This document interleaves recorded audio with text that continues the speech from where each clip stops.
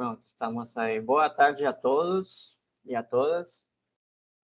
Sejam bem-vindos a este webinário do PPMEC. Tem um tempinho que não nos encontramos. Temos hoje o convidado, nosso professor do PPMEC, o professor Evandro Leonardo Silva Teixeira, que vai nos apresentar um webinário com a temática de software automotivo. E esse é o primeiro webinário que vamos fazer sobre as aplicações automotivas que se desenvolvem no PPMEC. Tem vários professores, certo, que estão desenvolvendo aplicações automotivas, né, em diversas áreas do conhecimento, tanto em segurança quanto em software automotivo, certo, quanto na parte mecânica. E então o professor Evandro vai nos trazer aqui um panorama sobre o software automotivo, tá? Professor Evandro, muito obrigado pela sua disponibilidade e então fica contigo a palavra, tá bom? Então, perfeito. Bom, professor Daniel, primeiro agradeço o convite para participar do evento, tá certo? Tá? Então, espero aí poder colaborar, trazer um pouquinho aí da minha experiência, do que a gente tem feito aqui como grupo, tá? Certo? Então, bem, como eu havia comentado inicialmente, a apresentação ela vai ser dividida em dois momentos. O primeiro momento em que eu vou buscar trazer de uma maneira um pouco mais global, tá, o que a gente tem feito, né? E como eu comentei, nós somos um time, né? Aqui na FGA, tá? Também colaboro com professores da engenharia mecânica, da engenharia elétrica, tá? E, enfim, tá? E posteriormente aí, efetivamente, para a temática, né? Que é o software embarcado automotivo, em que eu vou estar trazendo um pouco de uma visão panorâmica, tá certo? Né? Principalmente para quem nunca ouviu falar do tema, para entender o que aconteceu, o que acontece e o que a indústria automotiva enxerga que vai acontecer, certo? Futuramente, tá? Ok? Bem, pessoal, então, aqui um pouquinho, tá, do meu currículo, certo? Então, sou o professor Evandro, tá? Engenheiro mecânico e eletromecânico, mestre doutor, em engenharia mecatrônica pela Universidade de Brasília, por sistemas mecatrônicos, né? Eu falo com muito orgulho, né? Eu sou o primeiro aluno de doutorado, certo? Formado, tá? Pelo PPMEC, certo? Então, né? Bom, salvo engano, essa é a última informação que eu tinha, tá, professor? Depois você me corrija se eu estiver errado.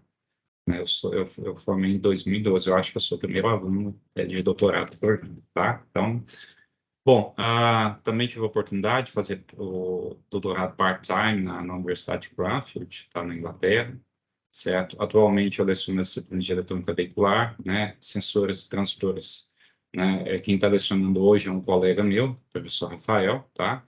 E leciono também engenharia de software automotivo, seja tanto na graduação quanto na pós-graduação, tá? Professor efetivo previamente desde 2019 e atuo nas linhas de pesquisas, né, a linha 1 e na linha 3, tá? E aí, né, tenho atuado bastante, né, junto com um time que da FGA em particular, né, com projetos relacionados aí com o Programa Rota 2030, tá? Bom, essas são informações gerais, funcionais, normalmente eu sempre faço toda a apresentação, um pouco da Universidade de Brasília, como aqui todo mundo aqui é da UNB, certo? Não vou pular esse slide aqui, tá? Aqui um pouco do curso de Engenharia Automotiva, eu trago com muito orgulho, né? Porque a gente entende que para você ter uma boa pós-graduação, a gente tem que ter uma boa graduação também, tá? Um pouco da equipe, um pouco dos nossos laboratórios, tá? Certo? E dos nossos egressos da engenharia automotiva, tá? Falando mais especificamente do Rota 2030, né, que é um programa lançado pelo governo federal em parceria com a indústria automobilística, tá? É um programa voltado para, né, o Rota 2030 é um programa bem mais amplo, tá? E dentre dos pilares do programa, tá, né, está a necessidade de se investir em pesquisa, desenvolvimento e inovação, né, no setor automotivo aqui no Brasil, tá? Um pouco aqui dos projetos aqui que, né, nós temos, né, vigente aqui na FGA, tá? Essa apresentação está um pouquinho desatualizada, na verdade a gente tem mais dois projetos que foram recentemente contratados.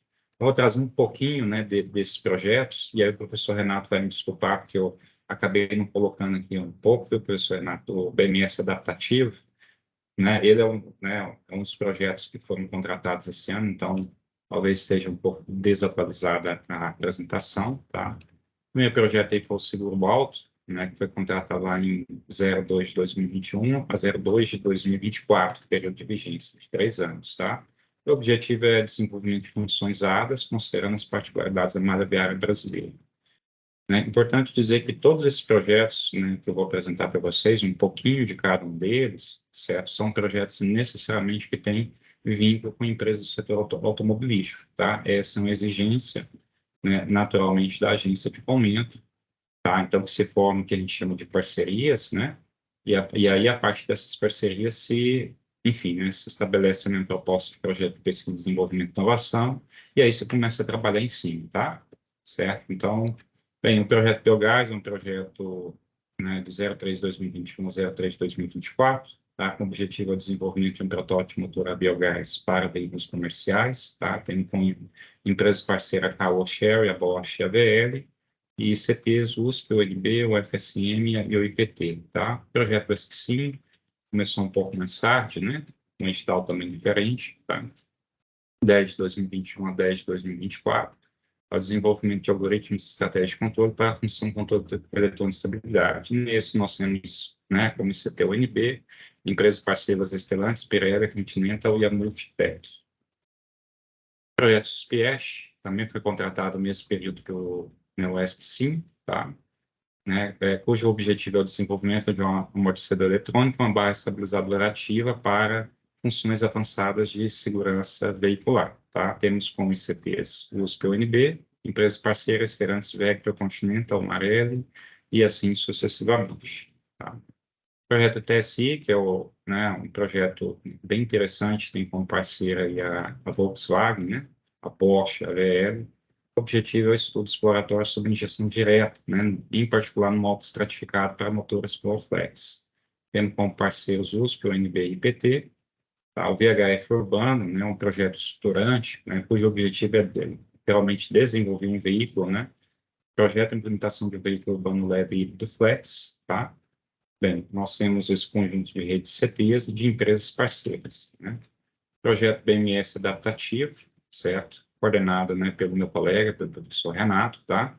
Ele foi contratado um pouco mais recente, certo? Já está se aproximando do primeiro ano de projeto, ao desenvolvimento de um sistema de gerenciamento de baterias adaptativo capaz de operar e gerenciar o funcionamento de dois tipos diferentes de SAI, tá? Então, temos como parceiros, né, a USP, a UNB, a UFABC e a FEI, e como empresa parceira Claus, Mercedes-Benz e a Raio, tá? Trazendo um pouco para vocês, pessoal, né, como vocês observaram, todos esses projetos são projetos que ainda estão em vigência, ou seja, que ainda estão acontecendo, tá? Certo? Então, vou trazer para vocês, né, alguns dos resultados preliminares, aí, pelo tempo que a gente tem disponível, naturalmente não conseguiria trazer todos, tá? Então, aqui um pouco aqui da função LKAS, né, a função Lane Keeping, tá? Certo, né? Já desenvolvido na plataforma Hardware in the Loop, certo? Que é algo já muito próximo que a indústria automotiva, aliás, muito próximo, não é algo que a indústria automotiva já utiliza, tá? No seu dia a dia, certo? Em que a gente consegue desenvolver modelos, obviamente, relacionados com dinâmica veicular, né? E estratégia de controles, e a partir daí a gente consegue, né, estudar, certo? Vamos dizer assim, o impacto, né, da implementação de novas estratégias de controle para aquela função, tá? Então, né, esse trabalho foi desenvolvido pelo James, que é um aluno que está praticamente terminando já o mestrado, tá? Certo? Então, um trabalho bem interessante, tá?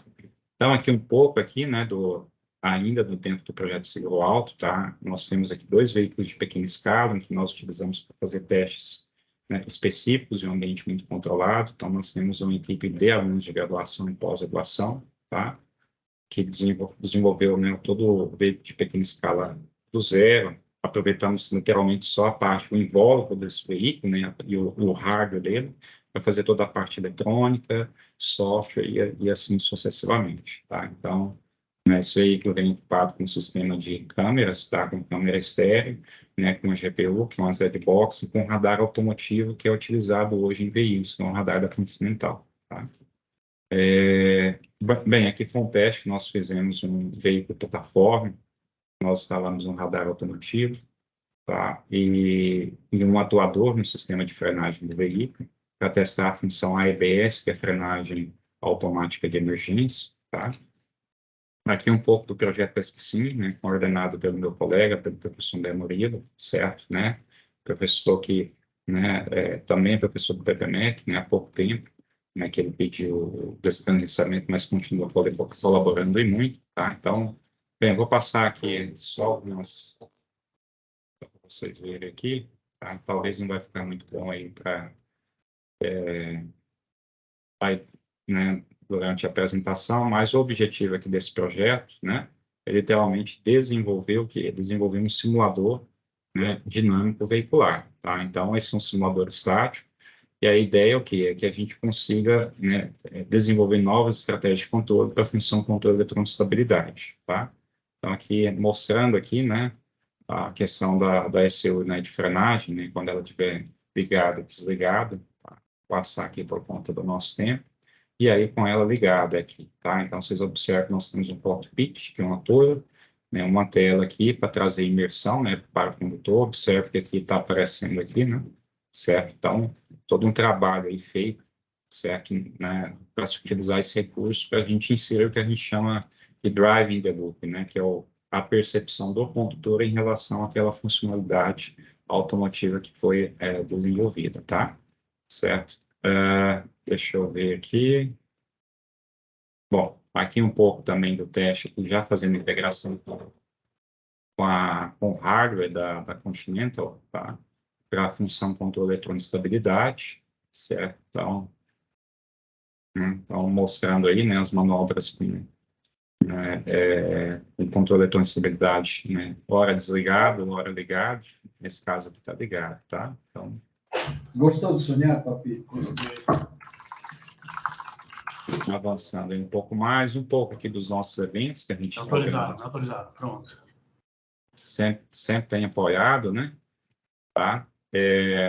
Participamos aí da Campus Party, né? Da Campus Party, tá? Equipe de competição virtual, certo? E assim sucessivamente, tá? Aqui um pouco da visita, né, dos alunos da UNB, tá? Né, que fazem parte do projeto das empresas parceiras, então existe uma forte interação. Acaba que nós temos reuniões periódicas, tá? Obviamente, depende isso muito, de cada projeto, em função das necessidades e das soluções, né, que foram colocadas, tá? Então, aqui, né, então, para vocês terem ideia, esse aqui é aluno do PPMEC, certo? Hoje ele é funcionário da empresa Stellantis, tá? Aluno também do PPMEC, funcionário da empresa Stellantis, tá? Bom, esse aqui é né, um ex-engenheiro automotivo, na verdade, engenheiro automotivo, que assim que ele formou, foi contratado, tá certo? O Walter também é aluno do PPMEC, certo? Tá? E o Igor foi recentemente contratado pela empresa IAV, né? Aluno aqui do curso de engenharia automotiva, tá? Então, um pouco aqui do que a gente pensa, certo? Dentro aí do laboratório que nós chamamos SPARC, né? Que é o Automotive Research Center, tá? Toda a parte que envolve modelagem, simulação, né, integração com os sistemas eletroeletrônicos veiculares, aí não envolve só software automotivo, envolve software, eletrônica, modelagem, identificação de sistemas, implementação de estratégia de controle, né, desenvolvimento de estratégia de controle, e assim sucessivamente, tá? Bom, aqui um pouco já dos resultados, né, do projeto SUSPIEST, tá? A bancada que nós estamos desenvolvendo para teste de um quarto de veículo, essa bancada mais especificamente para testar um motociclo eletrônico, tá? Que é, inclusive, temática aí, né, de um dos alunos do PNMEC, que é o Matheus, tá? Certo? Bom, aqui, né, mostrando aqui mais em detalhes a bancada, tá? Certo? Todo o sistema de aquisição que foi desenvolvido e integrado nessa bancada, tá certo? É uma bancada que ainda está em fase de desenvolvimento, e aí o objetivo aqui é o quê? Colocar as condições aqui de pista, por exemplo, as condições de teste, clicar no botão e tomar um café e deixar a bancada trabalhar, certo? Né? E depois se utilizar desses resultados para, naturalmente, aí, analisar, né? Certo? O projeto em si. Um pouco aqui da área de motores, né? O projeto Biogás. Então, trabalhamos aí com um conjunto de ferramentas de software hoje utilizado pela indústria automobilística, né? certo? A empresa ETAS, né, do Grupo Bosch, gentilmente nos deu essas licenças de software. Então, o que o aluno hoje está, né, aprendendo, seja, né, em nível de graduação quanto pós-graduação, que ele está aprendendo, certo? E, né, tem interação é o que a indústria automotiva hoje utiliza, tá? Certo? Aqui um pouco aqui da resultado preliminar do projeto PSI, certo? Então, nós temos aqui também uma plataforma, aliás, duas plataformas hardware debug, né? Uma Flex ECU, que é uma ECU para motor de combustão interna, certo? Que, inclusive, é uma ECU de uma versão comercial, tá?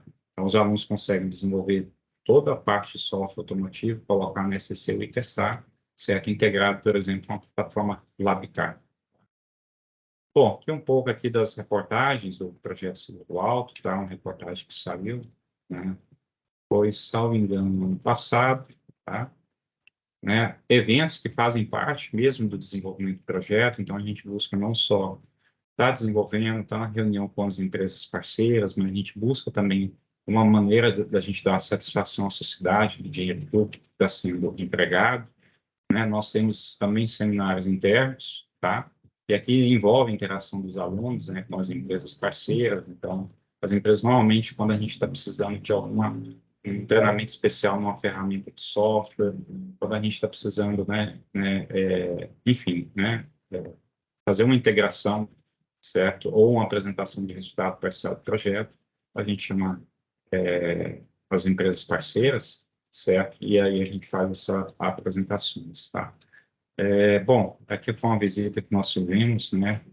Vamos dizer assim, no intuito de trazer um pouco dos resultados ainda preliminares desse projeto de pesquisa, desenvolvimento e inovação financiados pelo recurso do Programa Rota 2030, uma forma de audiência, né, que nós fizemos lá com o vice-presidente da República e ministro do MDIC. Trazendo um pouco aqui da história, tá? Então, esses, pessoal, são todos alunos e ex-alunos, são alunos e ex-alunos de graduação e de pós-graduação, muitos deles, inclusive, o PPMEC, tá?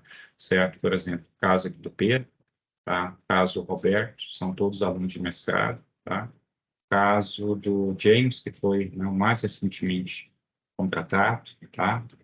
Pedro Carvalho também, certo? Também aluno do PPMEC, Lucas, Raimundo, Lucas Torres, certo? E os demais foram alunos de graduação, né, que colaboraram nesse projeto de pesquisa, certo? Né? Enfim, e acabou que nesse processo, né, tiveram oportunidades, certo? E foram contratados pela indústria automotiva, tá?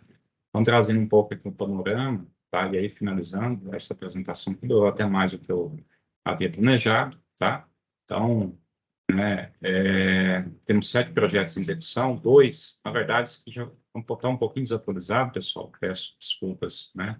E vocês, esses 2 aqui já foram contratados, então nós temos um total de 9 projetos. 22 empresas parceiras, né, total de bolsistas, tá? Certo? Isso aqui já cresceu mais um pouco, obviamente, tá? 4 pedidos de patente que já foram iniciados, tá? Que estão sendo analisados naturalmente, publicações em diferentes conferências e áreas da indústria automobilística, periódicos indexados, e contratação de ex-12, né, de 12 ex-bolsistas para atuarem no setor automotivo, ok? Bem, então é isso, tá? Então eu finalizo a minha primeira parte da minha apresentação e vou para a segunda parte, tá? Que é efetivamente aqui, deixa eu só abrir aqui, certo? Deixa eu... E aí talvez depois, Daniel, a gente possa fazer, por conta aí do horário, tá? Fazer ao final, certo? Uma rodada de perguntas, tá? Vou ficar à disposição. Perfeito, Bom, Evandro, combinado. então, trazendo um pouco aqui, tá, pessoal? A história, né, da indústria automotiva, tá? Bom, naturalmente a gente tem veículos mais avançados, né? Aqui é a BMW, né? Essa i8, mas é um veículo que eu particularmente gostaria de ter, né? Certo? Muito caro, né? Enfim, tá? Então, né, mais do que isso, a ideia aqui é entender, certo, um pouco do passado, né, entender o presente, certo, e enxergar o que a indústria automotiva está, obviamente, buscando, mais especificamente nessa área eletroeletrônica voltada para o desenvolvimento de software automotivo. Eu sempre gosto de trazer um pouco aqui da história, né, então aqui, esse aqui foi o primeiro veículo, né, certo, né, vamos dizer assim, considerado como um veículo, tá? De 1886, certo? E, bom, na verdade, assim, não era bem um veículo, né? Era mais uma charrete, né? Incorporado no motor de combustão interna. E aqui em 2016, ó, a velocidade máxima é 16 km por hora, tá? Então, qualquer ciclista, né, certo, não precisa ser nem profissional, tá? Ele consegue facilmente chegar acima dessa velocidade, mas foi onde as coisas começaram, né? E aí nós temos aí na BMW i8, né, de 2016, um veículo híbrido, olha, com potência de 354 cavalos, olha a diferença, né, em termos de potência. Aceleração de 0 a 100 km por hora, velocidade, sistema de navegação e sistema de entretenimento, tá? Então, eu vou trazer muito brevemente, pessoal, tá, os marcos históricos que foram muito relevantes, pelo menos os principais, não vou trazer todos, né, mas pelo menos os principais para que a gente entenda essa evolução, né, que ocorreu na indústria automobilística, que ocorreu, está ocorrendo e vai ocorrer, tá? Então, a primeira evolução aqui significativa não está relacionada, não tem nada a ver com a área da eletrônica, mas relacionado com a maneira de como produzir veículos, tá? Então, Ford, né, foi inovador nesse sentido. Obviamente, de lá para cá houve uma evolução, tá, nesse processo produtivo, mas a ideia, os conceitos básicos, até hoje eles são utilizados. E basicamente a produção, né, em série, tá? Certo. Então, né, a Ford teve essa brilhante ideia de colocar os veículos em uma linha de montagem e ao invés com que os trabalhadores, né, todos eles fossem, né, até o veículo para montar o veículo, na verdade, né, o veículo, as partes do veículo em si vinham passando através de uma linha de montagem e parando nas estações de trabalho. E aquelas estações, os trabalhadores, os operários, realizavam a montagem do veículo automotivo, tá? E só essa mudança, pessoal, fez uma redução de custo aqui de 850, tá? Um valor estimado de 1908 para 360 dólares.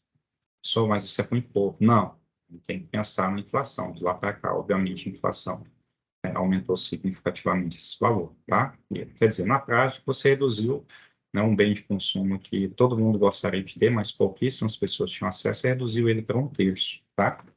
Né? Então, bom, isso teve um impacto histórico. Qual que foi a consequência disso? Vamos vender carro, tá? Obviamente, a indústria, né, como né, ela é formada por um conjunto de empresas e elas precisam sobreviver. E ela sobrevive a partir de venda dos bens, né, dos produtos e serviços desenvolvidos, tá? Ok? Bem, qual foi a consequência disso? Começou a aumentar, né, o número de veículos produzidos e vendidos, tá? A consequência direta disso aí que a gente teve foi poluição ambiental, tá? Nessa época a gente não se tinha noção em si, né, das questões inerentes da poluição ambiental, então começou a aumentar, começaram a ter muitos problemas, né, de qualidade do ar, problemas com eventos de nevoeiros, né, chuva ácida e assim sucessivamente, tá?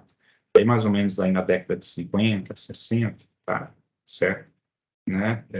Os governos, em particular onde isso ocorria com maior frequência, começou a colocar muito recurso em investigar, certo? E aí se vê uma correlação direta entre níveis de poluição ambiental, né, e queima de combustíveis fósseis, tá?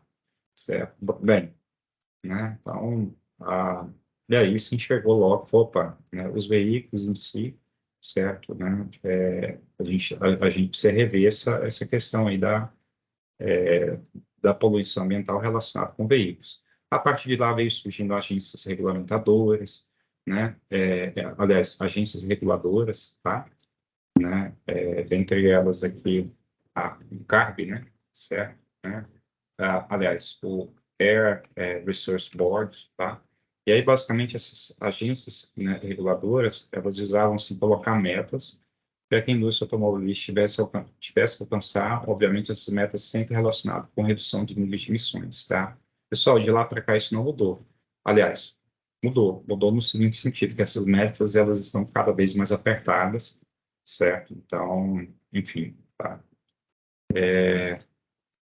Bem, falando um pouco, né, para que a gente entenda, na verdade, a indústria automotiva ela é uma grande cliente da indústria eletrônica, tá? E aí nós, né, nesse período aí, na década de 20, 30 para cá, né, a indústria eletrônica ela começou a surgir, certo? Ela começou, assim, a se desenvolver de fato, tá? E aí eu chamo a atenção, né? O componente é como transistor, tá? Hoje está na casa de nanômetros, para vocês terem ideia, né? Isso aqui é uma foto do transistor, tá? Nem todo mundo aqui é da área de mecatrônica e eletrônica. É um dispositivo eletrônico que tem tudo quanto é lugar, né? Em todo e qualquer, né? Hoje, sistema microcontrolado, microprocessado. Então, nós temos transistores, né? Nos celulares, nos computadores, nos monitores, né? Na chave eletrônica do veículo, nas ECUs, enfim, tá? Certo? Né? E ele foi um componente que revolucionou não só a indústria automobilística, tá? Mas como também a história da humanidade, tá? Porque a partir dele, né, surgiu o que a gente chama dos sistemas digitais, certo? Né? E a coisa foi evoluindo, surgiram, né, circuitos integrados, né, desenvolvimento de circuitos, né, utilizando tecnologia digital, e de lá para cá a coisa só vem evoluindo, tá? Bom, a indústria automotiva, pessoal, como eu falei, ela é uma grande cliente da indústria eletrônica. Então, quando a indústria eletrônica desenvolve, né, um CI, um circuito integrado, um componente, alguma coisa que a indústria automobilística entende, ora, isso aqui é interessante para a gente, vamos utilizar, tá? E aí, quando a gente fala de indústria automobilística, a gente não pode pensar só em montadora, né? Na verdade, a indústria automobilística, ela é uma indústria relativamente grande, ela é composta por várias empresas, tá certo? Que colaboram entre si para o desenvolvimento do produto automotivo, tá? Então, aqui uma foto aqui né, de uma das primeiros sistemas aqui de injeção eletrônica, tá? Né? Então, uma das formas que a indústria automobilística né, entendeu para reduzir os níveis de emissões, tá? Né? Entenda quando eu falo uma das formas, é porque, na verdade, não é uma única tecnologia, é um conjunto de tecnologias que são empregadas, tá? Dentre elas, a própria injeção eletrônica de combustível, né? Antigamente, os veículos, né, certo, eram equipados com um carburador, né, que era uma injeção mecânica, tá? Hoje, comercialmente falando, não se justifica mais utilizar, tá? É tudo por meio da injeção eletrônica. Então, surgiu a partir daí, olha só, né, componentes eletrônicos, né, certo, circuitos integrados, tá? Que é mais capacitoras no fundo, né, resistores, potenciômetros e assim sucessivamente, tá? Ah, né, avançando aí um pouco mais, então, né, olhando assim, de um ponto de vista histórico, tá? Então, nós temos, né, como modelo Ford, né, o crescimento em si da quantidade de veículos comercializados, problemas com poluição ambiental, né, e nesse período também a gente começa a ter, certo, né, em muitos países, né, muito êxodo, né, das pessoas que moravam no campo da cidade, né? Naturalmente, essas pessoas vão comprar mais veículos, e aí a gente começa a ter problema com o trânsito, e um outro problema, que é um outro problema que a gente tem até hoje, relacionado com segurança veicular. Então, imagina, né? Uma coisa é você, por exemplo, andar em uma cidade, né, onde tem poucos veículos, outra coisa é você conduzir o veículo em um centro urbano, onde você tem vários veículos aí compartilhando as vias, tá? Naturalmente, a probabilidade de acontecer acidente de trânsito, ela vai aumentar. Tá? E aí a indústria automobilística enxerga esse nicho de mercado e começa, né, a desenvolver, né, funções, né, de segurança veicular. Tá? Então, aqui mostrando aqui o exemplo da função ABS, certo? Que é uma função, né, que ela é um sistema de frenagem com bloqueio. É aquela, eu espero que ninguém tenha que utilizar, né? Eu já tive que utilizar um dia, né? Certo? Graças a Deus, sem muitas consequências, tá? Mas aquela função em que quando você vê um veículo, né, à frente, que ele faz uma frenagem brusca, você pressiona, né, o pedal do freio, certo? Bruscamente, tá? As rodas, algumas das rodas começam a travar, geralmente trava, e aí você perde dirigibilidade e aumenta a distância de frenagem. Ela vai liberar, ainda que você esteja pressionando o pedal do freio, ela libera momentaneamente para a roda voltar a acelerar e depois freia. Tá? Então, é uma função que foi desenvolvida, né, lá, né, para o final da década, entre a década. Começou, na verdade, no final da década de 60 e início da década de 70 de lá, né? Hoje ela já é um item de segurança obrigatório no Brasil desde 2014, na Europa, salvo engano, a partir de 2000, tá? Quer dizer, todo veículo comercializado, independente de qual veículo seja, tem que ter a função ABS. Bom, A incorporação de funções eletrônicas, então, ao mesmo tempo que a indústria automobilística ela tem que desenvolver um motor mais eficiente, né, e com maior desempenho, mais eficiente e com menor nível de emissões, por outro lado, ela também tem um outro nicho de mercado, né, que é oferecer, né, veículos, né, que tenham, né, funções de segurança, tá? Não só de segurança, de conforto. Então, aí a gente fala de controle, né, cruzeiro, controle de cruzeiro adaptativo, frenagem automática de emergência, funções da equipe e assim sucessivamente. Muitas dessas funções, até pouco tempo atrás, tá? Certo, né? Aqui no Brasil, tá? Estavam mais em veículos de alta gama, tá? Né? Hoje, atualmente, né? Tirando os veículos de média gama, tá? Então, nós estamos aí falando de veículos aí hoje que estão na casa aí entre, bom, né? Isso naturalmente muda, tá? Na casa em 140 para cima, né? R$ 1.000, né? Certo? Já com funções como, né, controle de eletrônico de estabilidade, controle de cruzeiro, tá? Alguns já com frenagem automática de emergência. Aí é muito estratégia montadora, bem como também um nicho de mercado, certo? Que está se almejando, tá?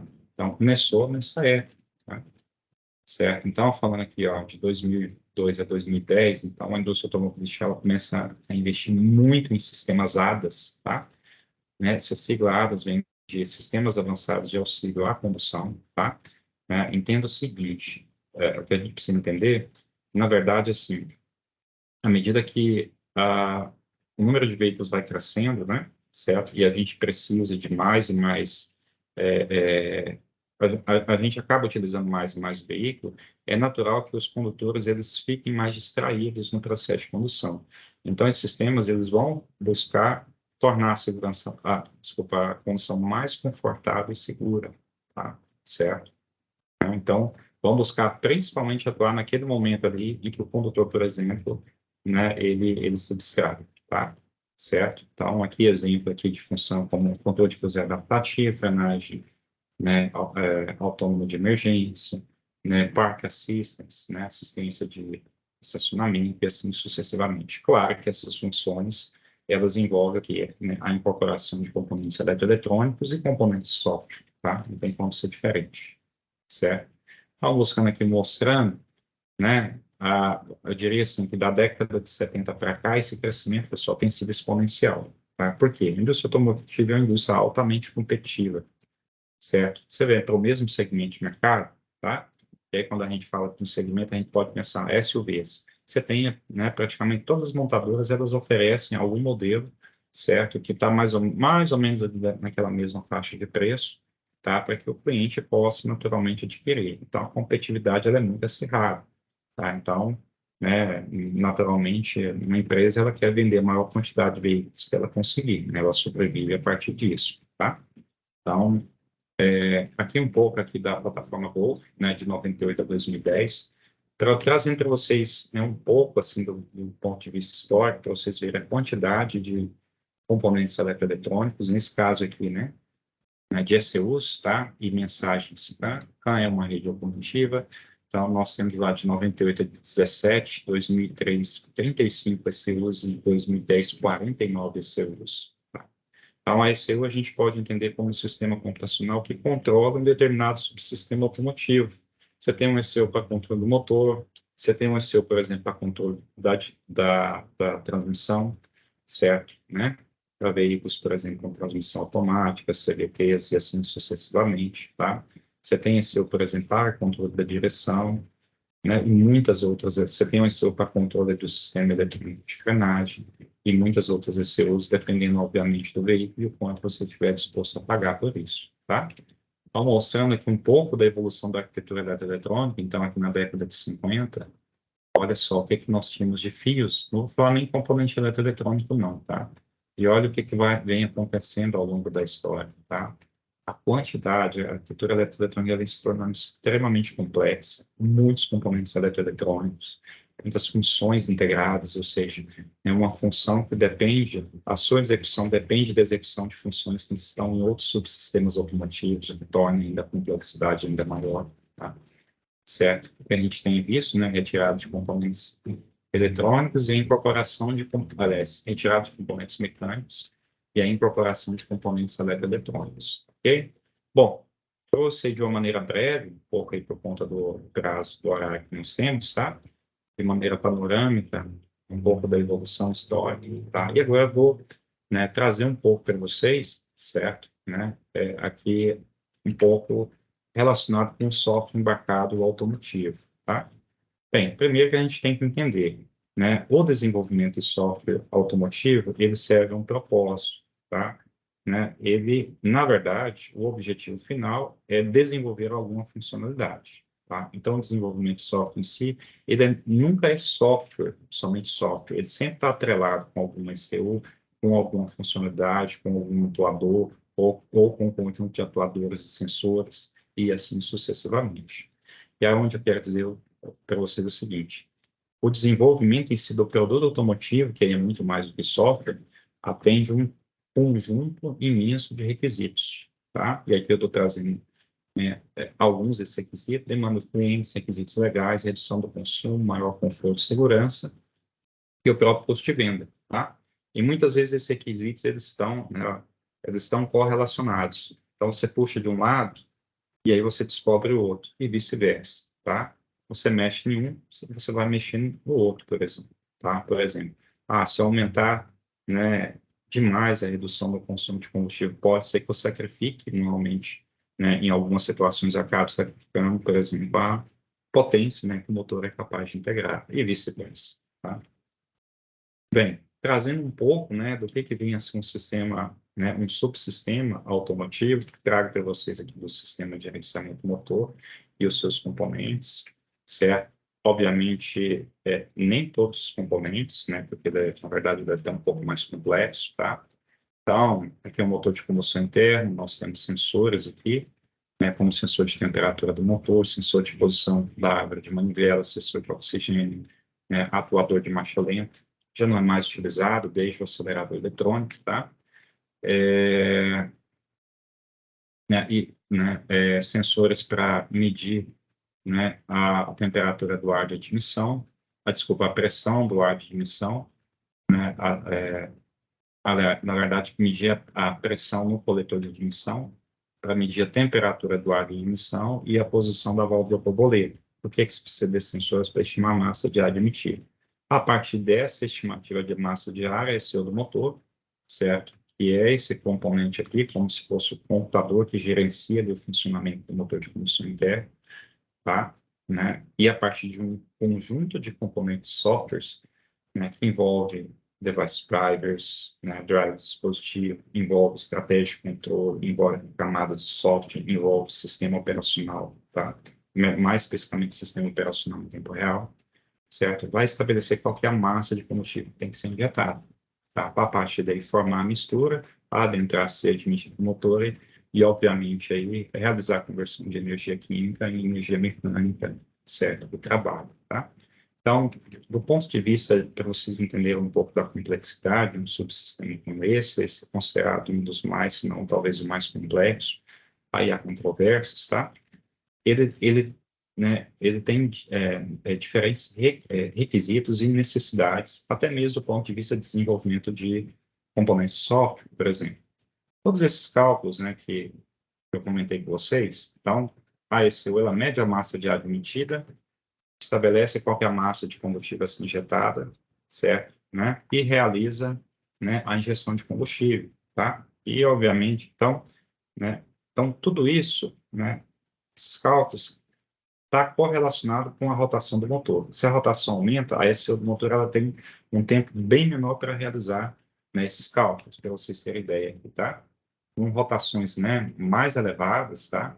A SO ela vai ter na ordem aí de 1 a 2 milissegundos para realizar a leitura desses sensores, estabelecer qual é o estado de operação do motor, né? Calcular massa de combustível a ser injetada e efetivamente injetar combustível, 1 a 2 milissegundos, tá? Pelo outro lado, essa mesma ECU, ela tem, por exemplo, né, requisitos, por exemplo, né, de controle de temperatura do motor, tá? Em que ela tem que se preocupar, ali, por exemplo, com monitoramento na ordem de 1 milissegundo, tá? Então, são diferentes componentes de software, certo?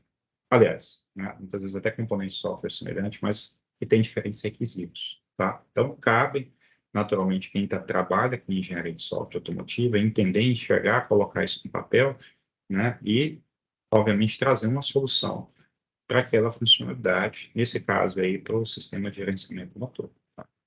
Bem, então, né, pra vocês terem ideia, já é uma foto de um veículo antiga, mas a quantidade de componentes eletroeletrônicos, e eles são desenvolvidos por diferentes empresas. Isso faz com que a indústria automobilística tenha muito sucesso. Por quê? Porque, na verdade, você tem empresas especializadas em componentes, em dispositivos, e aí, ao invés de você ter uma empresa que tentaria ser especializada em tudo, isso é impossível. Então, quando a indústria automobilística, quando a gente olha uma montadora, na verdade, você tem um conjunto de outras empresas vinculadas àquela montadora, certo? Seja Tier 1, Tier 2, Tier 3, né? E assim sucessivamente, fornecedoras e, né, sistemistas, tá? Bom, trazendo aqui para vocês aqui a quantidade de empresas que colaboram para o desenvolvimento do produto automotivo, tá? Né, que sejam na área de cibersegurança, que seja na área de comunicação, né, veículo veículo, que seja na área de sistemas ADAS, tá? Que seja na área de condução segura e assim sucessivamente. Então, por isso, eu sempre faço esse comentário, por isso que a indústria automobilística ela é muito bem tratada, né, por todo e qualquer país, porque ela impacta diretamente no PIB, certo, daquele país, tá? Né? Bem, do ponto de vista de software, tá? A indústria automobilística, né, à medida que os sistemas computacionais eles vão evoluindo, ela passa a utilizar, e naturalmente, a gente passa a ter esse uso com mais poder de processamento, nós passamos a ter esse uso com mais memória, né? E, naturalmente, o software em si ele vem se tornando complexo e ele vem integrando uma série de conceitos que vêm sendo desenvolvidos da própria engenharia de software, que seja desde a programação estruturada, programação orientada a objetos, programação em redes e distribuída, tá? Hoje, né, hoje em dia, por exemplo, se entrega muito isso aqui é uma realidade já. Então, você tem no veículo, por exemplo, funções que são funções integradas, e para que ela funcionar, para que aquela função ela funcione efetivamente, ela precisa de outras funções que são executadas em outras SKUs do veículo, tá? Então, aqui mostrando um pouco para vocês, certo, da evolução desses paradigmas, então aqui, por exemplo, a troca de mensagens, né, entre SKUs, por exemplo, através de uma rede CAN ou de uma outra rede automotiva, certo? Então, estamos dizendo, pessoal, funções de software, né? Então, a gente pensa numa função que ela começa a ser executada aqui e depois executada, inclusive em ECUs, que podem ser sistemas computacionais diferentes, distintos, diferentes fabricantes, e que, naturalmente, estão espacialmente, às vezes, até distantes em si, tá? E a coisa funciona, tá? Certo? Né? Aqui um exemplo aqui da função, tá? Só para especificar, controle de cruzeiro adaptativo, para que essa função ela funcione, nós temos um radar com sensor, por exemplo, que passa informação de distância do veículo, do objeto à frente, tá? Então, o controle de cruzeiro adaptativo é aquela função que ela vai, né, buscar manter a velocidade do cruzeiro quando enxerga que tem um objeto à frente, seja um pedestre, seja normalmente um veículo, o que ela vai fazer? Ela vai automaticamente, né, solicitar, né, atrás do freio eletrônico, realizar a frenagem, né, diminuir a velocidade do veículo. Tá? E uma vez que que seja um veículo, por exemplo, estiver à frente, fazer alguma manobra de, né, mudança de faixa ou simplesmente fazer alguma conversão, tá? Né? E aí o radar passa a não enxergar mais aquele objeto, né? Certo? O que ele vai fazer? Vai buscar voltar àquela velocidade de cruzeiro, tá? Então, naturalmente, para controlar o motor, essa SCU aqui não consegue. E ela trabalha em conjunto, por exemplo, com a SCU, né, do freio eletrônico e com a SCU do motor, solicitando, por exemplo, aumente a velocidade, né? Ou reduz a velocidade do veículo, nesse caso aqui, tá? Certo? E assim sucessivamente. Então, são sistemas computacionais que, né, através de um mecanismo de cooperação, certo? Ele executa funções, certo? De maneira distribuída. Trazendo um pouco aqui do ciclo de desenvolvimento do produto automotivo, tá? Desde a concepção, né, até testes de aceitação, tá? Então, a indústria automobilística ela já utiliza, certo, né, o que a gente chama de ciclo V, tá? Embora isso já esteja em evolução, certo? Ela está migrando para uma coisa que se chama ciclo W, tá? Certo? Por conta da complexidade, certo? Por conta da quantidade de componentes eletroeletrônicos, das funcionalidades, né, que vêm sendo empregadas. E aí o interessante é o seguinte, né? Que aqui, desde a concepção até os testes de aceitação, tá? Cada uma dessas etapas aqui possui ciclos de verificação e validação. Então, ao mesmo tempo que você está desenvolvendo, você está verificando, testando, tá? Desenvolve, testa, desenvolve, testa. Isso faz com que, né, o produto automotivo, certo, né, que é um produto complexo, tá? Ele tenha a menor quantidade de defeitos possíveis. Claro que às vezes acontece, tá? Nós temos recalls, nós temos problemas, certo? Isso não é uma coisa para evitar, mas se nós não tivermos um processo todo integrado, um processo muito sério por trás, a gente teria, obviamente, muito mais problemas, tá? Então, nós temos aí do ponto de vista de software automotivo, que a gente chama de projeto baseado em modelos. A indústria automobilística ela já está caminhando muito forte para isso, que é o quê? Ela não quer mais desenvolver código, tá? Por quê? Tempo que ela gasta com o engenheiro para desenvolvimento de código, linha de código em si, certo? Instruções, tá? Né? É muito elevado. Então, ela quer que a tua equipe de engenharia trabalhe com desenvolvimento de funcionalidades, tá? Nada mais é do que o quê? Certo? Eu vou trazer um exemplo de maneira simplificada. Desenvolver funções, por exemplo, utilizando o MATLAB ou Simulink, tá? Certo? Então, os diagramas de blocos. E a partir daí utilizar ferramentas de RCP, Rapid Control Prototyping, para partir daquela funcionalidade, daquela estratégia de controle, se gerar código automático, tá? Com isso a gente ganha, faz com que a equipe de engenharia foque na funcionalidade e não no desenvolvimento de instruções, porque nem todo mundo, por exemplo, tem habilidade, né, com programação, tá? Padrões, a indústria automobilística ela trabalha muito com padrões, tá certo? E, obviamente, impacta o desenvolvimento de software automotivo, tá? Por quê? Porque ela é uma indústria distribuída. Então, acaba que as empresas elas precisam compartilhar informações entre si, mas elas precisam proteger, né, os seus modelos de negócio, tá? Como também elas precisam proteger informações. Padronização, por exemplo, é um exemplo disso, né? Em que nós temos aqui, por exemplo, né, empresas como sistemistas, que são, né, as empresas que mais desenvolvem, os principais atores do desenvolvimento de software automativo, ela desenvolve a sua solução, né, mas aí o que ela vai fazer? Vai passar aquele SEO para aquela montadora, e a montadora não pode ter acesso ao código-fonte. Por quê? Porque isso foi um core do sistemista, do negócio sistemista. Então, a partir de um padrão, por exemplo, como maçã, certo? Se estabelece ali interfaces, tá? E métodos e procedimentos para se alterar, por exemplo, parâmetros a partir de um processo de calibração, tá? Certo? Em SEUs, tá? Então, essa é uma maneira, né, bem segura, uma maneira bastante utilizada hoje pela indústria automobilística para compartilhar desenvolvimento sem, obviamente, violar a propriedade intelectual. Tá? Então, o padrão MISRA C, né, um padrão também bastante utilizado, tá? Bem simples, na verdade, bastante utilizado, no intuito da gente ter boas práticas de programação, certo? Ou seja, desenvolver, uma vez que você tem determinados problemas, né, a solução do ponto de vista de desenvolvimento de software é essa, utiliza esse padrão, utiliza essas regras, que a probabilidade de você ter problema é menor, certo? Né, relacionado com o desenvolvimento de software, tá?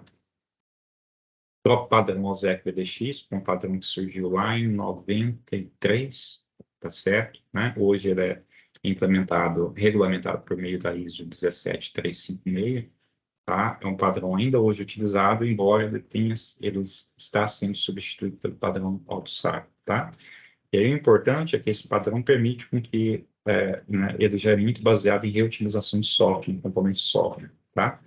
Então, né, isso faz com que, né, se permita, né, ou se acelere o processo melhor dizendo, se acelera o processo de desenvolvimento de produto automotivo, porque o mesmo sistemista ela consegue muito facilmente, né, oferecer uma solução, por exemplo, a diferentes montadoras, inclusive diferentes modelos de veículos, tá?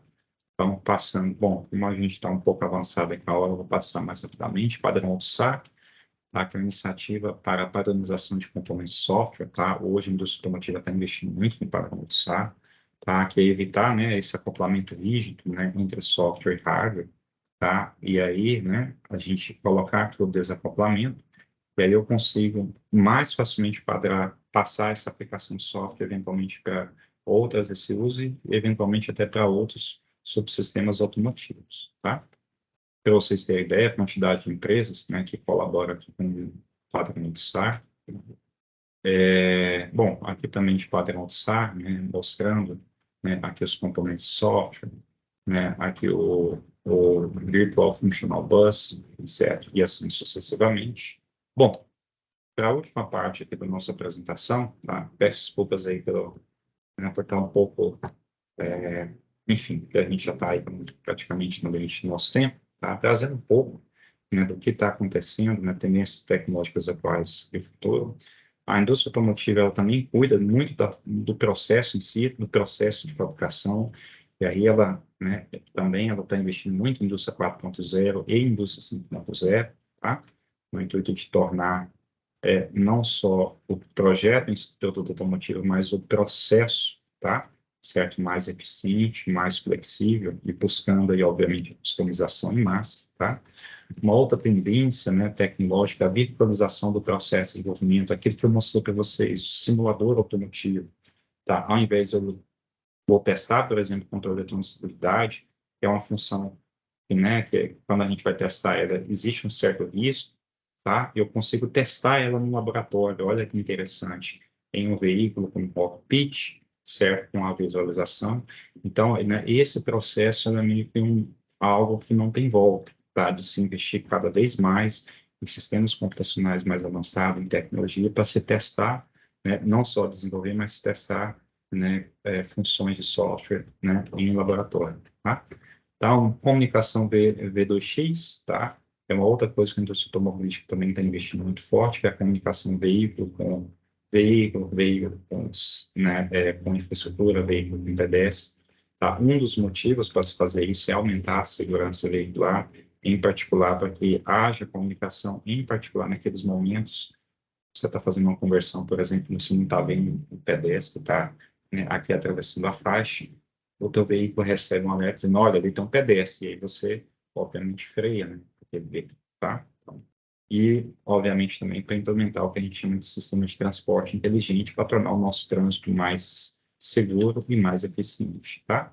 Veículos elétricos e híbridos, né, é uma tendência natural aí de investimento muito forte na indústria automobilística.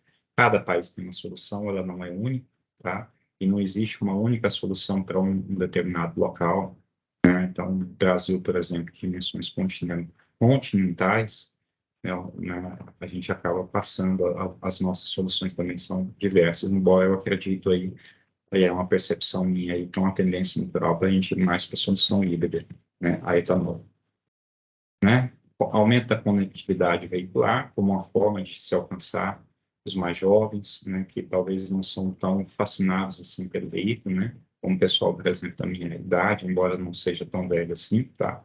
Certo? Então, através da conectividade, eu consigo alcançar aquele mercado consumidor, algo que a indústria automotiva está olhando de maneira muito forte. E daí vocês imaginam a quantidade de funcionalidades de componentes software automotivo que nós temos, tá? Bem, aqui são, né, algumas das tendências, né, relacionadas com essa parte automotiva, aqui, né, que é veículos conectados, veículos autônomos, compartilhados, eletrificação. E por último, aqui já para encerrar a minha apresentação, tá? Trazendo um pouco aí do que a indústria automotiva ela está enxergando, né? A gente sabe, né, a integração ou a aplicação de funções, melhor dizendo, sistemas ADAS, ela vai ficando cada vez mais intensa, a gente vai aumentando o grau de automação veicular, certo? A tal ponto da gente chegar, né, no veículo autônomo. Pessoal, isso já é uma realidade. Talvez não é uma realidade ainda do nosso dia a dia, mas a gente aos poucos está chegando lá, tá? Certo? Então, né, não tem como fugir aqui dos veículos autônomos, certo? Do ponto de vista de software, né? Arquitetura eletroeletrônica centralizadas por domínio. Então, o que está acontecendo, né? Isso aqui é a arquitetura distribuída, né? Ela está evoluindo e vai chegar um ponto em que ela vai precisar ser condensada, porque os nossos sistemas computacionais, as nossas ICOs, a gente está aumentando muito o poder computacional delas, tá? Certo? Padrão ISO 26262, relacionado com segurança funcional. Então, não só desenvolver em si funções, obviamente, sim, isso implica em desenvolvimento de componentes de software, mas pensando isso, né, esse desenvolvimento também do ponto de vista de segurança, tá? Software Defined Cars é uma outra temática, uma outra tendência da indústria automobilística, que é enxergar o seguinte, o veículo, né, não só como um produto em si, mas um meio de você alcançar, né, assim como um celular, de você alcançar um determinado mercado consumidor, é começar a oferecer muitos serviços. Então, por exemplo, você chega até uma concessionária, vou comprar um novo veículo, em função daquilo que você quer pagar por aquele veículo, você tem funcionalidades. Aí, depois, se você comprou, agora eu quero uma nova funcionalidade, porque, certo, eu acho ela interessante. Você vai entrar, por exemplo, no site da montadora, tá? E aí você vai fazer um pagamento para aquela funcionalidade, através de uma atualização OTA, ela coloca aquela funcionalidade no teu veículo, e aí você passa a ter aquela funcionalidade, tá? Certo? Isso passa também por atualizações OTA, né? Software over the air, tá? Bom, é isso, tá? Então, eu espero ter trazido aqui um pouco para vocês aí, né, uma visão panorâmica, tá? De software embarcado automotivo. Peço desculpas aí, que é muita informação, tá, pessoal? Como vocês viram, tá? E aí fico aberto aí a perguntas. Obrigado. Bom, muito obrigado, Evandro, pela apresentação. Parabéns, gostei muito, foi bem completa. E não se preocupe pelo tempo, tá? Nós estamos super bem de tempo. Um, eu achei bem interessante uh, a forma como tu apresentaste esta segunda parte, né, sobre a evolução histórica dos veículos, né, contextualizaste para mostrar, certo, como importante ou como influencia o software automotivo, né, considerando que temos hoje em dia em um veículo, entendi, Evandro, tu me corriges, temos talvez dezenas de ECUs ou microcontroladores tomando conta, né, de diversas funcionalidades. E mais importante ainda que uma função pode começar em uma ECU e talvez termine em outra, né? Então, trafega vários dados pelas redes automotivas, né? Imagino que são redes bem complexas, certo? E é uma tendência atual, certo? Cada vez se exige mais dessas CCUs ou precisa mais capacidade computacional, mais memória, certo? Então, definitivamente tem um mercado, certo, promissor, né? E muita pesquisa está sendo feita, né? E é isso que tu mostras através da primeira apresentação, né? Tudo que envolve em termos de pesquisa, né? Dar um passinho para frente, né? Então, é um mundo muito diverso, certo? Um leque de possibilidades, certo? Para realizar pesquisa, né? E desenvolvimento tecnológico. Bem, então eu gostaria de passar a palavra para a plateia. Se alguém quiser fazer algum comentário, tiver alguma dúvida sobre a apresentação do professor Evandro, fiquem à vontade. Também podem escrever pelo chat, se quiser. Alguém tem alguma dúvida, algum comentário, pessoal?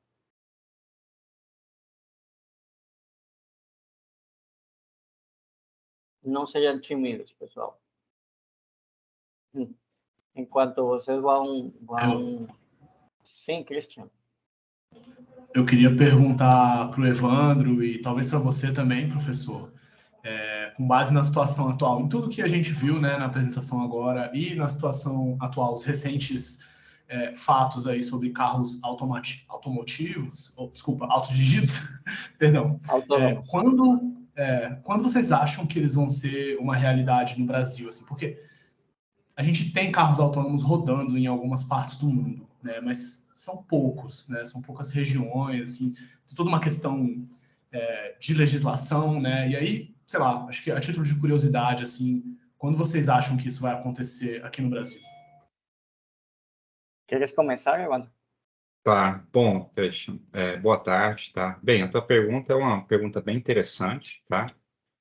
Assim, naturalmente, assim, Christian, é uma pergunta complexa, tá? Porque envolve muita coisa, tá? Para você ter ideia, né? Só para te explicar brevemente, nós temos uma classificação que hoje é feita pela SAE, né, da Sociedade de Engenharia Automotiva, tá? Em termos de grau de automação, que vai desde o nível 0 ao nível 5, tá? Certo?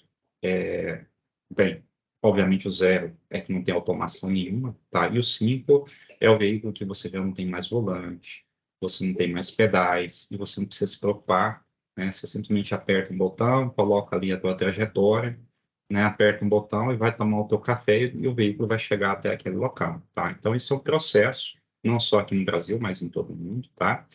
E, obviamente, né, esse processo ocorre, né, nos países de diferentes formas, tá? Então, isso está muito associado, viu, Fecha, com o mercado, tá? Porque, assim, tem um custo por trás disso aí, né? Certo? Então, o que eu posso dizer para você, né, o que eu já sei que está acontecendo, que, né, inclusive, órgãos como o Senatran, que é um dos órgãos máximos aí preocupados aí com a segurança veicular, ele já está discutindo já a regulamentação para veículos autônomos aqui no Brasil, tá? Certo? Hoje, né, a gente está do ponto de vista de grau de automação aqui no país, tá? A gente está caminhando, tá? Certo? Para o nível 2, tá? Certo? Em que nós temos, né? Algumas montadoras talvez já tenham até alguma solução, em que nós temos controle lateral e longitudinal. Porque assim, a gente precisa enxergar isso como um processo, tá? Primeiro, vem os sistemas ADAS. Então, você tem sistema para controlar a aceleração do veículo, você tem sistema para controlar a frenagem, você tem sistema para controlar a direção, tá? Então, essa é a base, certo, que a gente precisa ter. Quando a gente fala de veículo autônomo, né, essa base ela é importante, mas ela não é única, né? Aí eu coloco um outro ingrediente, que é percepção do ambiente. Isso é complexo. Percepção do ambiente é você instrumentar o veículo com um conjunto de sensores, câmeras, radares, né, lidares, né, e assim sucessivamente. E a partir dessas informações, eu perceber a cena de trânsito. Só que essa cena de trânsito ela não é estática.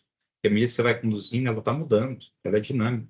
Então, chega num lugar que tem faixa, outro não tem faixa, não tem meio-fio, outro não tem, outra placa está apagada, outro tem buraco, enfim. Tá? Então, fecha assim, tá? Aí eu posso dizer para você o que eu acredito, tá? O que eu estou vendo que está acontecendo aqui. A gente ainda vai ter um período em que, né, os veículos vêm ganhando cada vez mais sistemas ADAS, tá? Certo? E aí, né, à medida que porque assim, né, a gente pode pensar, um sistema ADAS, quando ele é desenvolvido lá fora, traz para cá, o professor vai colocar esse veículo, vai funcionar negativo. A gente tem as nossas particularidades aqui, tá? Certo? Então, né, a indústria automotiva local, ela precisa, ou num processo de tropicalização, ou num processo, muitas vezes, até de engenharia, aplicar aquele sistema ADAS, né, aquela função ADAS, para aquele veículo em particular, tá?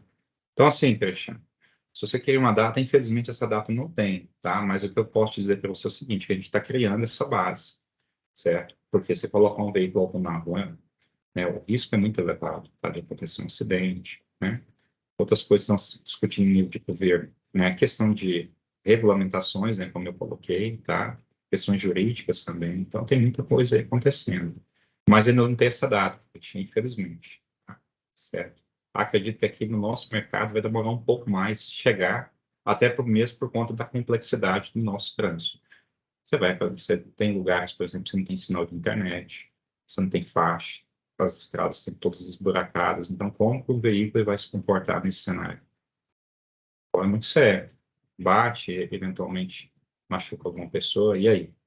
Entendeu? Então, o risco é muito alto. Ok? Eu gostaria de complementar, Evandro, se me permites, a pergunta do Christian sobre a data, né, para começar a circular veículos autônomos no Brasil. É muito difícil, né? Eu acho que ainda falta muito caminho, né, para percorrer. Alguns sistemas precisam estar prontos, né? Eu gostaria que vocês pensassem em veículos autônomos, talvez um dos pontos mais importantes, além do que falou o Evandro, que é a percepção, né? Imaginem isso como um robô, né? Tá? É importante que ele consiga fazer seu mapeamento do entorno, a localização, né? O que a gente conhece na robótica móvel como SLAM, né? Mapeamento de localização simultâneo, né? mas ao mesmo tempo precisa implementar técnicas de comunicação entre os robôs, né? E neste caso específico, muito provavelmente seja um controle distribuído, não um controle localizado, centralizado, mas distribuído, que ainda dificulta mais. Mas um aspecto essencial aqui é a comunicação entre os veículos. A comunicação veicular, não só entre um veículo e outro, mas entre um veículo e a infraestrutura de trânsito, né? E entre o veículo e o entorno. E aí, como mencionou o Evandro, nós temos diversas empresas, não são montadoras, mas muitas outras, num ecossistema muito competitivo, onde cada um precisa proteger, certo, o código, proteger a proteção intelectual em diversos aspectos. E, nesse sentido, como é que um veículo da marca X vai se comunicar com um veículo da marca Y? Indicando, olha, estou em tal direção, estou a tal velocidade, estou percebendo um pedestre na minha frente. Imagina agora um veículo que vem atrás que apenas vê esse pedestre de forma parcial, talvez com alguma oclusão, né? Então, o veículo de trás deve talvez enxergar com o que o veículo da frente está enxergando, né? E nós estamos falando de imagens de câmeras automotivas, mas também de radares, de lidares, né? Então, é necessário não só conseguir fazer uma fusão de dados, identificar os diversos objetos, certo, que aparecem em um veículo, mas também transmitir essa informação para outros veículos, né, no intuito de tomar uma decisão em um tempo aproximadamente aqui de, sei lá, vou chutar aqui um número, né, de 10 a 100 milissegundos, talvez, né, respeitando restrições de tempo real. Então, enquanto não tenha essa comunicação padronizada, diria eu, né? Uma padronização, uma associação de padronização que faça as diversas montadoras convergir, certo? Utilizar talvez os mesmos, um protocolo, né? Que seja, não vou dizer aberto, mas que compartilhem o mesmo protocolo, né? Para que consigam conversar entre si, né? Os veículos. Até não termos isso, vai ser muito difícil. E uma vez tendo isso, ainda passará muito tempo, né, para poder colocar um veículo autônomo em uma mesma autopista onde tem veículos que são dirigidos por seres humanos. Talvez a tendência, o que eu tenho observado, é que se pensa talvez isolar uma parte de uma cidade, imagina um centro urbano, né, uma região onde só se permita dentro dessa região apenas veículos autônomos, né? Mas existem ainda muitos outros requisitos que devem ser cumpridos, certo, para poder chegar a esse ponto, né? Então, é um desafio e tanto, e é por isso que estamos fazendo pesquisa, né? Eu não sei se dentro dos projetos o Evandro e seu grupo de pesquisa executa aqui na UNB e no PPMEC, se existe algum relacionado com comunicação veicular, certo? Ou com veículos autônomos, né? Mas é uma frente de pesquisa bem ampla, né? Em várias universidades no mundo, né? Certo, Evandro? Não, perfeito, professor Daniel. Desliguei minha câmera aqui porque começou a ficar um pouco ruim aqui a voz aqui. Eu não sei se é a minha, bom, provavelmente deve ser a minha, a sua, não sei. A gente está na FGA, né? Então. Isso aí. Pessoal, alguém tem mais algum comentário, alguma dúvida? Eu tenho aqui algumas que estou muito curioso para saber a resposta do professor Evandro sobre alguns pontos que eu anotei. Enquanto eu tenho só um último comentário. Vai lá, Cristian. Fica à vontade. Eu estive recentemente em São Francisco e naquelas cidades do Vale do Silício, onde o pessoal tem testado vários carros autônomos, né? Inclusive tinha o táxi robô lá, que recentemente teve um acidente, mas enfim, conversando com meus colegas de lá, eles falaram que tem um fenômeno cultural da estrada que está acontecendo, que é assim, como os motoristas sabem que esses veículos autônomos, a maior prioridade deles, de todas, é a segurança, se você cortar na frente dele, você tem 100% de certeza que ele vai frear. E aí o que aconteceu? As pessoas agora estão se aproveitando dos carros autônomos em situações de trânsito, porque eles sabem que ele vai frear e que ele não vai brigar com você nem nada, estão cortando os carros autônomos, e que isso está virando assim, claro que todo mundo sabe que isso é errado, né? Isso é antiético você fazer isso, mas é um fenômeno que assim é notável, que eles falaram que está acontecendo já. E é interessante pensar que depois de todos os obstáculos que vocês acabaram de falar, né, para a gente ter essa tecnologia aqui, a gente ainda vai ter essas questões a mais aí que às vezes acontece e a gente não prevê, né? E aí, sei lá, era só isso, só queria compartilhar esse fato interessante com vocês. Boa, justamente por isso eu acho que vão ser separados inicialmente, né? Algumas rodovias exclusivas para veículos autônomos enquanto se cria uma educação de trânsito, né?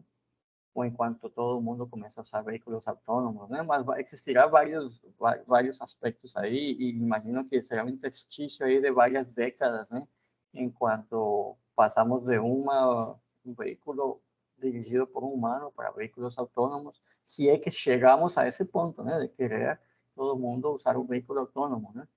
Como falou o professor Evandro, gerações mais de maior idade gostam muito de dirigir, certo? Existe, eu não diria que são gerações, certo? Pessoas mais velhas, digamos, mas também gerações novas gostam da sensação de dirigir um carro, né? Então, eu acho que é algo que deve ser muito pensado por cada cidade, por cada governo, cada país, né? E cada país tem sua legislação, né? Ou está pensando, certo? Neste momento sobre esse aspecto, né? Então, veremos muita água ainda rolar por baixo dessa ponte, né? Evandro, eu tenho uma pergunta mais geral, certo? Sobre o perfil dos estudantes que trabalham contigo e com teu grupo de pesquisa, né? Então, a equipe de vocês é bem grande em termos de professores, certo? E de alunos, né? Se comparado com equipes de pesquisa do PPMEC, talvez a de vocês é uma das maiores, vocês participam quase todas as linhas de pesquisa do PPMEC, né? Na linha 1, que é de instrumentação, controle e automação, vocês estão ali, naturalmente. Na linha 3, sobre sistemas embarcados e sistemas inteligentes, né? E hoje apresentaste aqui tudo o que desenvolveu você sobre software automotivo. E na linha 5, que é de produto mecatrônico, porque vocês desenvolvem produtos automotivos, né? Não só exclusivamente mecânicos, exclusivamente eletrônicos ou apenas computação, mas de fato um produto mecatrônico, integrando essas três grandes áreas, né? E a minha pergunta o perfil que você encontra, o que você deseja dos alunos que trabalham contigo, qual é esse perfil? Tu gostaria de ter uma pessoa que tenha mais habilidade para programação, ou seja, mais software, ou um perfil mais voltado para mecânica, ou talvez uma pessoa voltada para controle que saiba apertar no sistema de controle, que saiba identificar sistemas. Como é que funciona isso na equipe de vocês? Porque vocês precisam trabalhar em tantas frentes, né? Então, qual é esse perfil desejado nos laboratórios, nos projetos de pesquisa que vocês desenvolvem? Não, perfeito, professor Daniel, tá? Então, acho que é uma excelente pergunta de se colocar, tá? Então, como eu bem coloquei aqui no início da apresentação, nós somos uma equipe, certo? E aí, uma coisa importante de se colocar também, porque como equipe, a gente precisa entender que ninguém, né, nenhum profissional é especializado em tudo. Esse é o primeiro ponto, tá? Então, por exemplo, né, pelo fato da gente trabalhar em equipe, a gente também, vamos dizer assim, meio que orienta em equipe. Por quê? Eu consigo, né, interagir com outra pessoa que, muitas vezes, assim, ele é muito especialista em uma determinada técnica de controle, outro professor que é muito especialista na área de modelagem, né, certo? Né? Eu, por exemplo, trabalho muito na eletroeletrônica, integração, instrumentação eletrônica, certo? E assim sucessivamente. Alguns professores são professores do PPMEC, outros são professores aqui da própria engenharia automotiva da própria faculdade no Gama, e alguns, inclusive, são da mecânica e da elétrica, tá? Então essa é uma primeira abordagem, assim, que, na verdade, assim, quando o aluno vem trabalhar com a gente, ele não trabalha somente com o professor educando, ele vai trabalhar com a equipe de professores, certo? Naturalmente, a gente vai definir ali o que ele tem mais afinidade, certo? Né, se um aluno que gosta mais da parte teórica, modelagem, simulação, isso aqui, porque a gente tem atividades para isso, ou se um aluno que gosta mais da parte, né, experimental, tá? Acho que assim, Daniel, o primeiro perfil que eu falo assim, requisito, né, número 1, né, é realmente assim, vontade, disposição, né, ser apaixonado por essa área automotiva, ou então se apaixonar por ela. Isso é o requisito, assim, né, Claro. básico de todos, tá? Agora, do ponto de vista de formação, claro, né? Né, que tipo de profissional, né, interessante, né, que já tem uma formação pregressa, tá? Certo? Nós temos nessa equipe, por exemplo, engenheiros mecânicos, né, engenheiros eletricistas, mecatrônicos, tá? Né? Deixa eu ver, acho que tem pessoal da engenharia de software também que colabora, mais em nível de graduação. Eu posso dizer o seguinte, Daniel, dentro da engenharia, né, e obviamente dentro dessas 3 linhas, como o professor bem pontuou, a gente tem trabalho, certo? Bastante trabalho, tá? Então, o estudante realmente querendo, a gente tem, obviamente, toda uma seriedade, né, para tratar, porque são projetos que envolvem empresas, setor automotivo, a gente tem que mostrar resultado, nós temos apresentações, a gente busca também, né, de certa forma, estar ampliando o networking dos alunos, né, de conhecer as pessoas chaves aqui. A gente fala que a indústria automotiva do Brasil aqui ela é pequena, porque a gente se conhece, então, né? Então, em resumo, a tua resposta, primeiro, tem que ser apaixonado pela aplicação em si automotiva, tá? Certo? Né? E segundo, obviamente, né, que tem um perfil, né, que tem conhecimento de programação, modelagem, simulação, tá? Agora, se vem da mecânica, elétrica, da computação, para a gente, né, é indiferente, o Daniel, tá? Até porque a gente tem realmente profissionais, colaboradores, né, estudantes colaboradores de diversas áreas, Uhum. certo? Claro que um Entendo. estudante, por exemplo, eventualmente, né, não sei se tem departamento de arquitetura, aí já fica um pouco mais distante, um pouco mais complicado, porque não tem essa formação de base necessária para, né, atender as necessidades dos projetos de pesquisa. Entendo. Entendo. Ou seja, a tua equipe é interdisciplinar e se alguém não tem a base, ele está sendo treinado por vocês, então. É isso? Ou seja, Exatamente. ou estás pedindo para eles fazerem disciplinas do PPMEC sobre algum aspecto que não domina. Por exemplo, se alguém mais voltado a um egresso de engenharia de software, por exemplo, né? Então, ele tem a habilidade para programar, para desenvolver, para modelar certo software, mas se ele vai participar em um projeto que precise identificar, modelar, certo? Identificar um sistema ou fazer controle, então tu estás pedindo para ele embasar um pouco, talvez fazer disciplinas dessa área. É isso? É exatamente isso, professor Daniel, tá? Então, a gente utiliza, obviamente, na medida do possível, né, as disciplinas do PPMEC para dar esse background, essa formação, né, sempre relacionado com controle, dinâmica veicular, depende muito do projeto, obviamente, que o estudante vai trabalhar. Por exemplo, eu tenho alunos do PPMEC, inclusive, que estão trabalhando com fusão sensorial entre câmera e radar, né? Então, eles fizeram teve um deles, por exemplo, que fez disciplinas relacionadas com inteligência artificial, os dois fizeram visão computacional, tá? São disciplinas que o PPMEC oferece. Tá? Então, é muito em função, em particular, de cada plano de trabalho. Entendi, perfeito. E eu tenho um comentário também, ou talvez mais uma pergunta. Em termos de aprendizagem de máquina, tu mostraste aí nas tendências futuras no final da tua apresentação, mostraste que estás utilizando muito a aprendizagem de máquina. Nos projetos Rota 2030, que a tua equipe está desenvolvendo, executando, vocês estão usando também a aprendizagem de máquina? Então, professor Daniel, assim, vamos lá. Na verdade, assim, só para a gente entender, minha resposta vai ser um pouco mais longa para você entender um pouco o processo. Né? Dentro do Rota 2030, o governo coloca metas a serem alcançadas, tá? E, naturalmente, aí você tem o que a gente chama de coordenadoras de PPPs, né, que fazem essa ponte, né, entre o recurso, o governo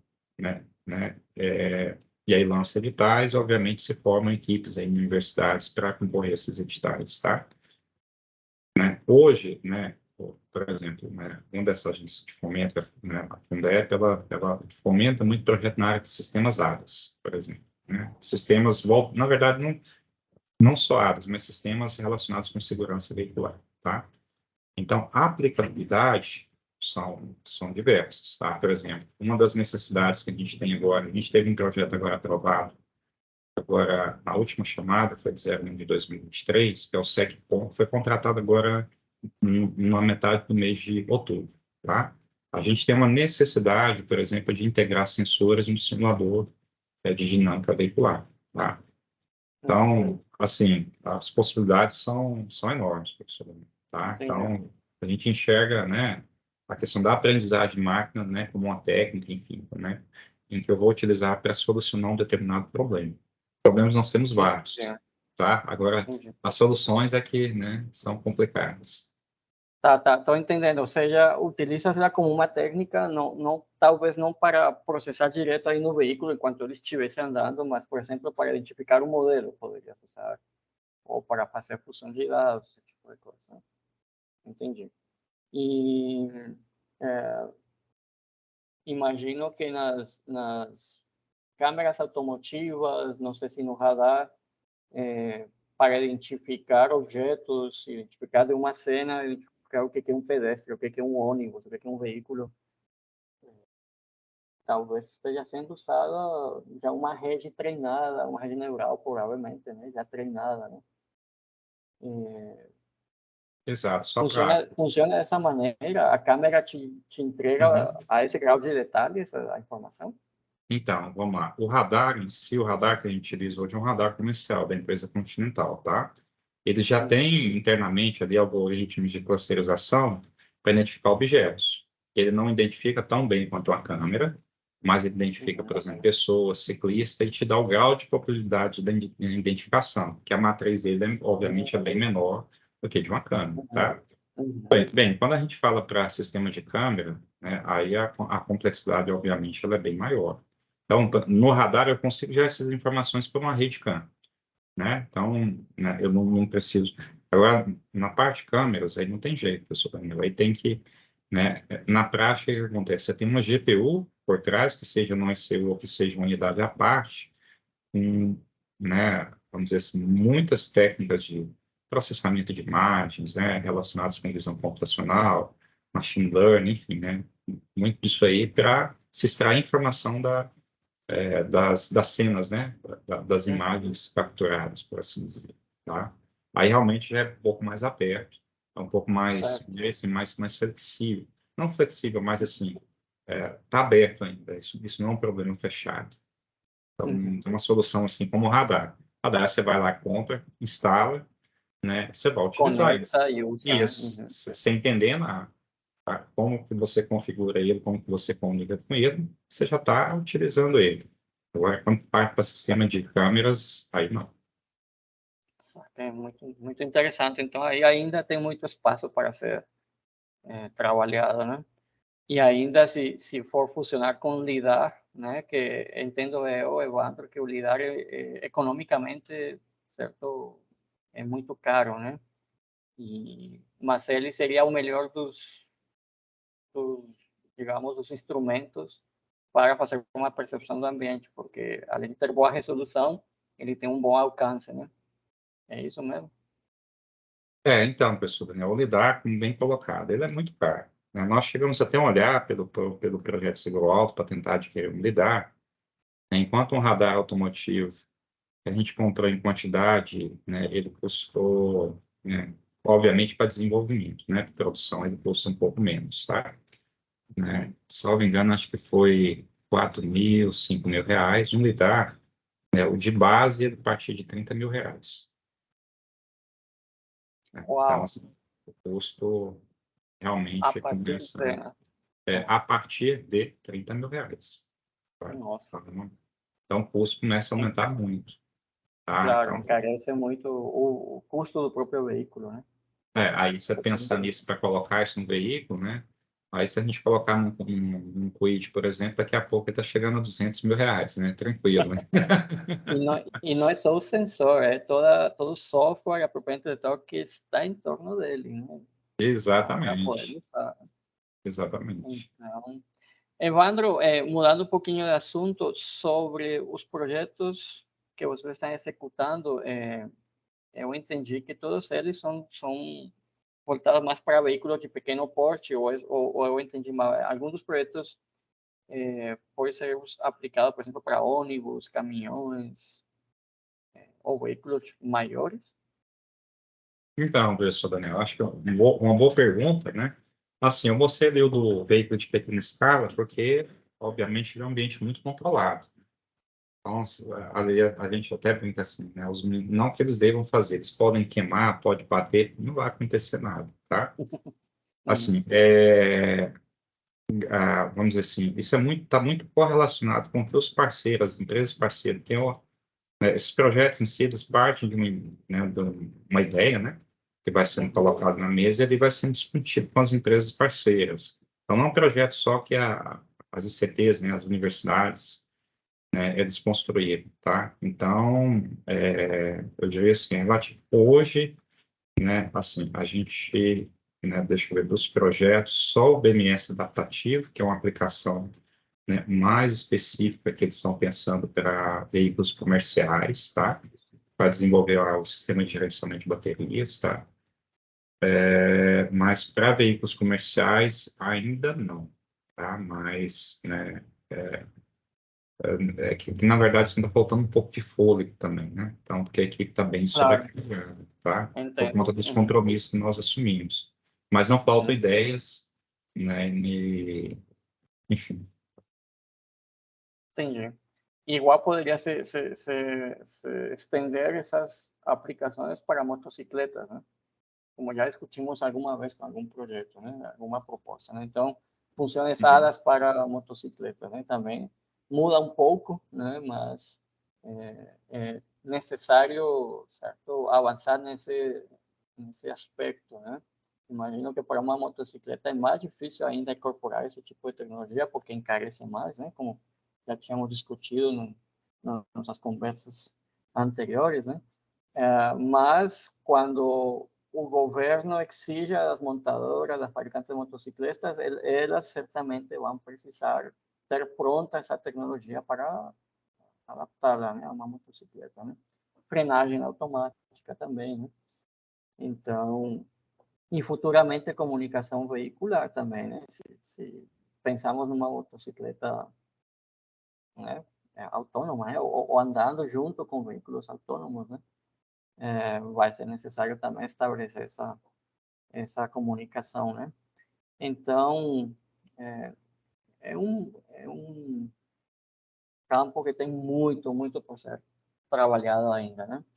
E para o PPMEC, certo, é uma das nossas bandeiras, certo, mais promissoras. Evandro, eu sempre falo isso, né? E destaco isso, né? Quando fui coordenador e agora, certo, continuarei sempre ressaltando isso, né? As aplicações que desenvolve o PPMEC no contexto da indústria automotiva, certo, são,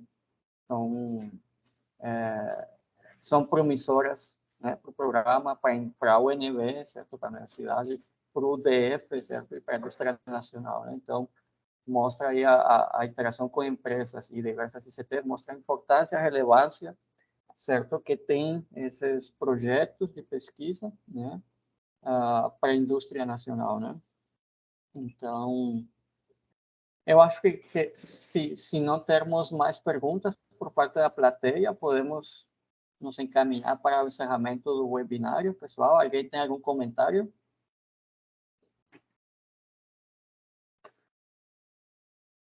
Se não, então vamos encerrar. Evandro, eu te agradeço muito, tá, pela disponibilidade, pela participação. Lembrem que será disponibilizado, certo, um link através do e-mail, certo, dos diversos canais de comunicação do PPMEC, certo? E assistam depois, certo? Compartilhem o link com seus conhecidos, com quem tiver interesse sobre esta temática, tá? Não sei, Evandro, se queres fazer algum comentário final.